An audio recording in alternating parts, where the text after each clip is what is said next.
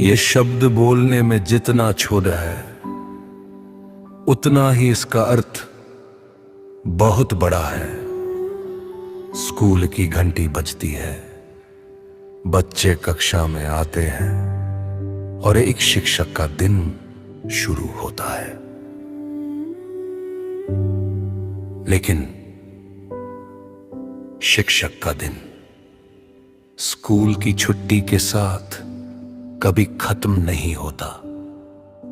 कक्षा में पढ़ाना है, विद्यार्थियों की परेशानियां समझनी है, कागजी काम पूरा करना है, ऑनलाइन काम करना है, सरकारी जिम्मेदारियां निभानी है और इन सब के बीच विद्यार्थियों के भविष्य की जिम्मेदारी भी उठानी है। कभी साधनों की कमी, कभी कर्मचारियों की कमी, कभी समय की कमी और कभी उम्मीदों का बोझ। व्यवस्था चाहे कम पड़ जाए, लेकिन शिक्षक कम नहीं पढ़ना चाहिए।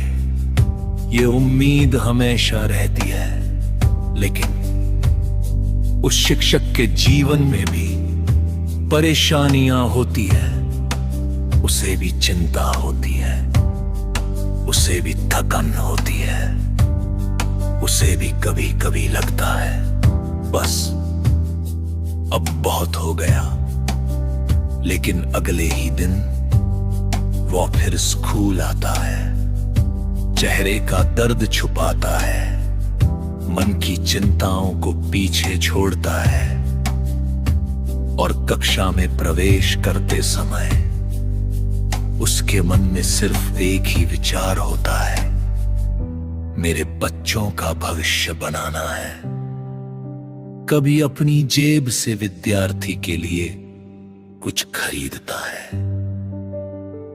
कभी अपना समय देता है, कभी पढ़ाई में पीछे रह गए बच्चे को बार बार समझाता है और कभी किसी बच्चे को पढ़ाई से ज्यादा जरूरत होती है दो प्यार भरे शब्दों की, और वे दो शब्द भी शिक्षक देता है। क्योंकि शिक्षक सिर्फ किताब नहीं पढ़ाता, वह इंसान बनाता है।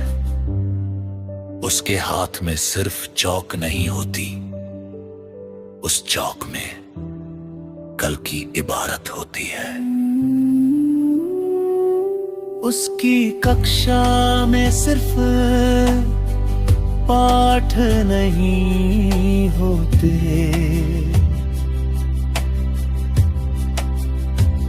वहाँ सपने होते हैं, संस्कार होते हैं। संस्कार होते हैं और हजारों भविष्य की पहली सीढ़ी होती है। सरकारी सुविधाएं कम हों, साधन अधूरे हों, काम का बोझ बढ़ता जाए, परेशानियां कितनी भी हों, फिर भी एक सच्चा शिक्षक अपने विद्यार्थियों के लिए खड़ा रहता है। क्योंकि शिक्षक सिर्फ नौकरी नहीं करता, वह भविष्य बनाता है। उसके हाथों पर लगी चौक की सफेद लकीरें शायद कुछ ही देर में मिट जाए, लेकिन उसने जो अक्षर सिखाए, जो संस्कार दिए और जो सपने दिखाए, वे कभी नहीं मिटते। एक दिन वही विद्यार्थी बड़ा होता है, कोई डॉक्टर बनता है, कोई अधिकारी, कोई उद्यमी, कोई सैनिक और कोई खुद शिक्षक बन जाता है।